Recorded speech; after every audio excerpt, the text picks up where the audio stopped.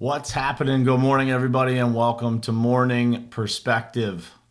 This morning, we are going to talk a little bit about 360-degree perspective. So ultimately, what we're talking about is how does everyone else see it that is around you?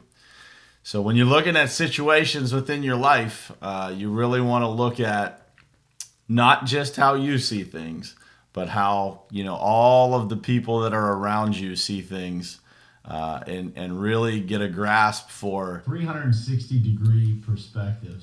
For how those people view it, right? So, how other people view situations is extremely important because sometimes all of us have a little bit of a singular perspective on things, no matter how well we think we see things. I tend to have a pretty good perspective on everything, I believe, but at times I think we all get a little bit off course as far as how we see things versus how everybody else around us does. And so we're going to talk a little bit about that this morning, and I hope that this topic will be beneficial for you. So, one of the key things in business, definitely key things in a marriage, are being able to see things from other people's standpoints. And that is really what this topic of 360-degree perspective is all about.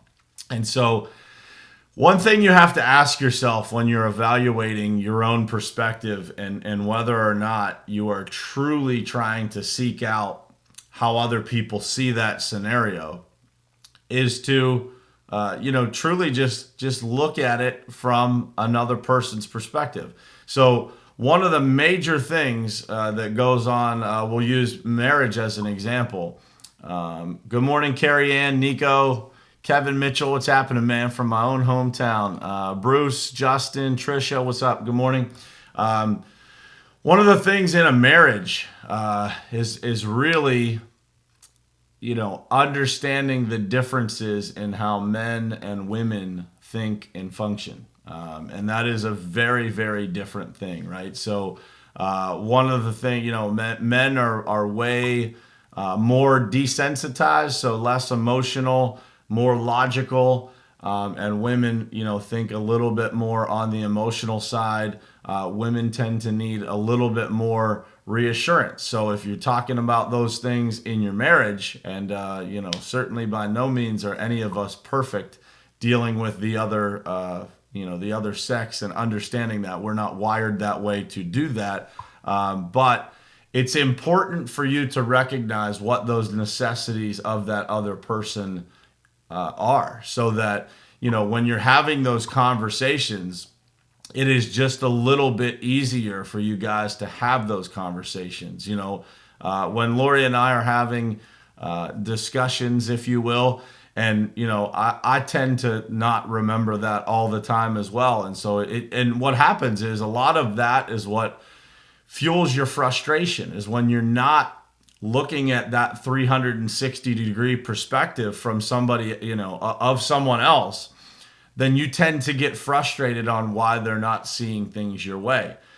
Versus if you take just a couple of minutes to just kind of think about how that person might be seeing it, then you'll be a lot more successful in that conversation, and you'll just be a lot happier in your relationship altogether, right? So good morning, Dean Dio. What's happening, man? Rishanya, thanks for jumping on again.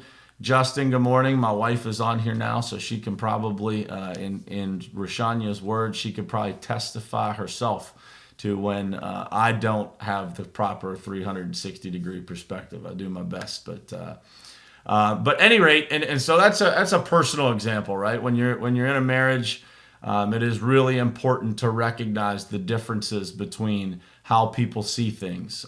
Maybe, and again, take it all the way back. A lot of people's perspective, both in business and in life, is formed from their upbringing. So what they experienced growing up, if they had any things going on that would have made them, feel insecure or feel scared or feel worried. We call that, Ed Milet calls that your baseline emotion. So when you're talking about your baseline emotion, where is it that you go when you get into a situation that makes you a little bit nervous? And so, you hit some adversity. Where do you go? And that usually comes from, something that happened to you along the way. And somebody said on here that, when it comes to paving, that they need to remember that not everybody has paved for 20 years. And that is true. So it's a great transition into the second part of this in business. So in Top Contractor School, we actually, have used this with our own team. There's a couple people on here who have taken this survey. But for every team that I coach, when I go into their company, I have them fill out a form, and it's called How I Want to Be Coached. And that really kind of pulls back the curtain and explains to me the wiring of that person, what their goals are, why they have the goals that they have. It's never, remember this for those of you who are talking about leading businesses, it's never about money. It is about, good morning, Judd. What's happening, my brother?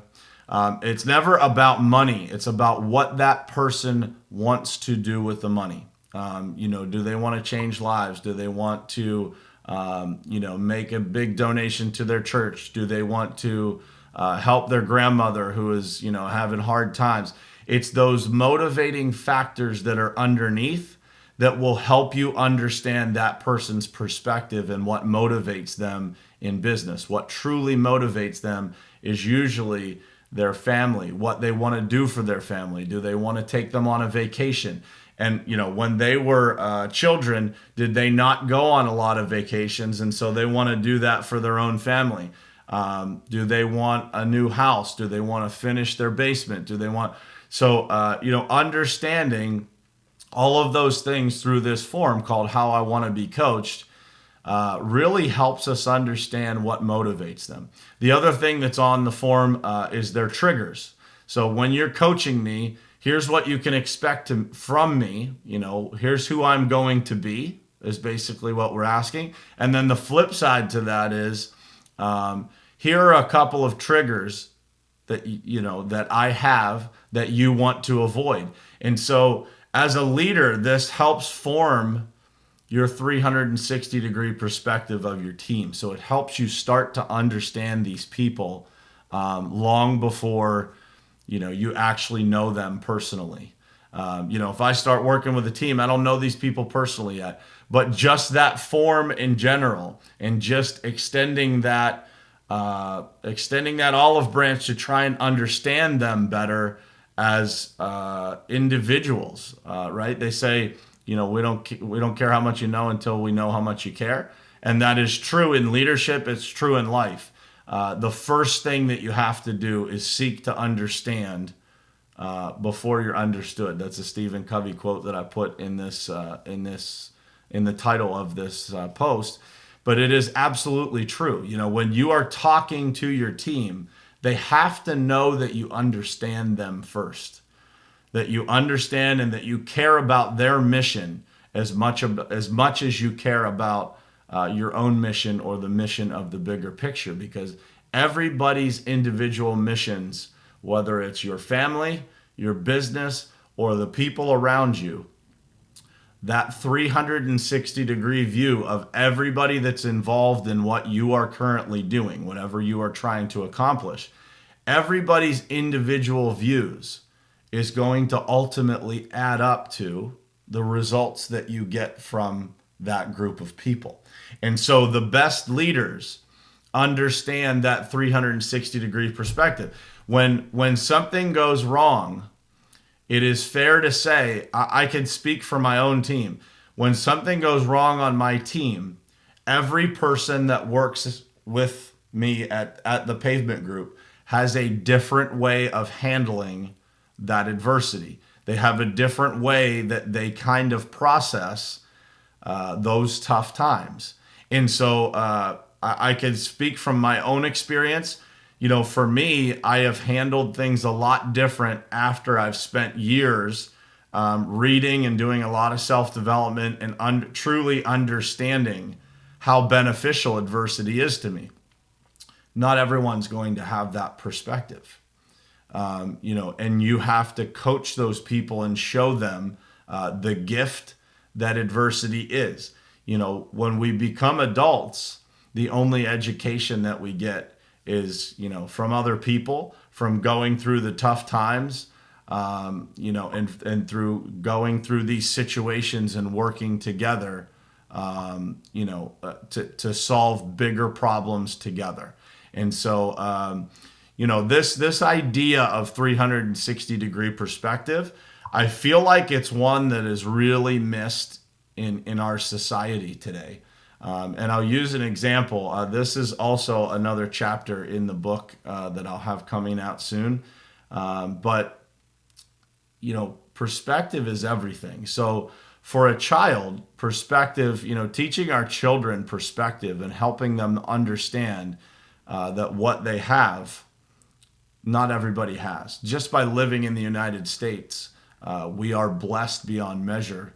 And most people don't understand what goes on outside this country. They don't actually spend enough time to truly understand what people around the world go through that we are fortunate enough to never have to experience. And so, an example that I use in my book is when I was writing this particular chapter, my daughter, the night before, had she was angry because she was getting we got ice cream, or we had ice cream at the house, and it wasn't the type of ice cream that she wanted, and she was throwing a little bit of a fit.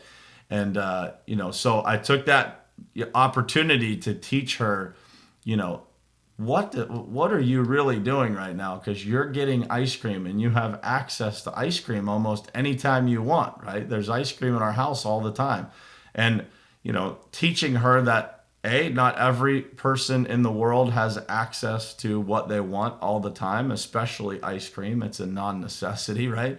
And that, she should be grateful and understand that, this is a blessing. It is not something that she should be throwing a fit about. So it's teaching children that perspective to understand the world around them and to really grasp what is going on in this world that they don't always get introduced to. Teaching them that helps them understand the perspective that their problems are not necessarily always problems at all. And I think it's important for us to take the time to teach our children that. An example of 360-degree perspective and how other people see certain things would be a really nice car. So, a Lamborghini or a Porsche or a Ferrari or something like that. One person may look at that car and see success. If I see that car at a gas station, I typically look at that person and think to myself, like, man, that person, obviously must have worked really hard to get that car. But there are plenty of people in the world, and I have a lot of friends that think this way, that person, because they own a Lamborghini or because they invested that amount of money into a car, is a show-off. And so I think it's important for us to recognize that perspective, but also to allow other people to share their perspectives with us that may help us see things in a different way. And ultimately, over the long term, it may help us, gain a higher level of happiness by being able to see things through somebody else's lens, right? And that whole idea of seeing things through someone else's eyes can be incredibly, incredibly beneficial to your own happiness, to your own life, to your own team. If you are a business leader, being able to see things through other people's eyes is probably one of the most beneficial things that you can do as a leader, because it truly, truly helps. Good morning, Dina. Welcome, Terry. What's happening? Good morning. It truly helps people be able to just connect with you on a human level, right? And so as a leader in business, there is nothing more important than making sure that you're connecting with your people on that human level. Another analogy you'll hear me use all the time is that so much of the world functions in today's society. Everybody's so busy, and we've got these phones and all this technology that is distracting us. And so the analogy that I use is that most of the world functions, they float on the surface like fish food, because they don't want to experience the pressure that it takes to get underneath the surface. And we talk about connecting with your employees and connecting with your spouse, and sometimes that connectivity, under truly seeking to understand another person, it requires some pressure on us, because it requires us to grow. It requires us to change the way that we look at certain things, the way that we behave, the way that we react. And that is uncomfortable. That causes some pressure for us in our lives that a lot of people, tend to run away from. If you recognize that on a day-to-day basis, you'll start to see how many people run away from any amount of change, any amount of pressure that they might get on themselves. And so, don't run away from that. Don't be the person that floats on the surface like fish food, because if you've ever watched a fish tank closely, what's the food that gets eaten first? It's usually the food that's on the top. So the further down you go, there's less food down there. There's less stuff floating around. And the further you are willing to go and experience that pressure, experience that growth for yourself, you'll find that there's a lot less people hanging out down there, and you'll be a much happier, more well-rounded person, and people will seek you out for that kind of advice, and your life will start to be incredibly fulfilled. I say this often to a lot of people, but being able to share some of the lessons that I've learned through the books that are back there, through the audio books, through the events and conferences that I've been to, the coaching programs that I'm lucky enough to be a part of, the most fulfilling thing in my life is being able to share those experiences and those lessons with other people. Because when you see other people's lives be improved or take a better path, and they start to feel more fulfilled, there is nothing more fulfilling than that. And I think, at the core of who we are as human beings, we are put here to serve. We are put here to help other people. And when we are able to do that, when we are able to serve other people, that is when we are at our best. And so that was the idea that I had when I started this show. Hopefully these messages are beneficial to some people. Good morning, Dan Keller. What's happening, man?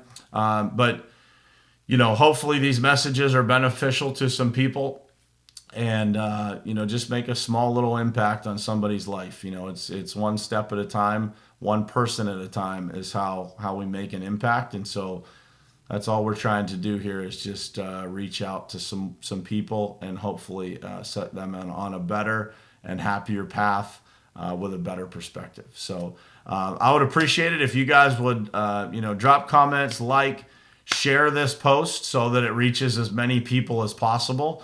We're just getting started here on this show. So I'm using some technology here to do this show that is brand new to me. So I'm growing as I'm talking to you here, trying to figure out how to do all of this. Keep track of the comments, watching people come on. So you guys are watching me grow live here as we do this. But the only way that this is going to make the impact that I set out to have is for you guys to support it and share it out to your friends, and hopefully we gain an audience and a community here that really makes a big impact on the world and helps some people that need it. So I appreciate you guys tuning in this morning. The family and I are headed on a road trip today, so we're headed to Raleigh, North Carolina for a couple of days, and then we'll be heading on down to Florida to see my sister-in-law and hang out in the sunshine for a couple of days before the kids go back to school here. So I appreciate you guys that tuned in. Mike Rosconi, good morning, man. What's happening? I got a handful of people here from my hometown, Uniontown, Pennsylvania, is representing this morning, bright and early. So I appreciate you guys. Keep tuning in. I'll keep bringing different messages. I've got some people lined up. I hope you guys enjoyed Keith yesterday. If you guys didn't catch that interview, definitely go back and check out that interview from yesterday.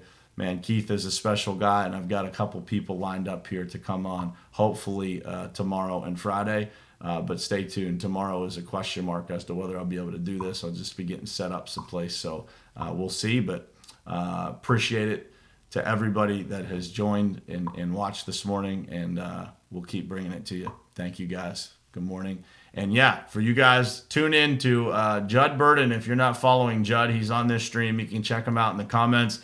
He's a business partner of mine, one of my best friends. The guy lives in paradise down in Anguilla. So follow him. He's got a live stream at 10 o'clock this morning, and it's going to be a great one as well. So if you guys are looking to grow a little bit and get yourself some well-rounded business and life advice, that's a guy you want to listen to for sure. So appreciate you guys, and I'll hopefully see you tomorrow morning. I'll post if I'm not going to be on here, but I will most likely see you. Thank you, guys.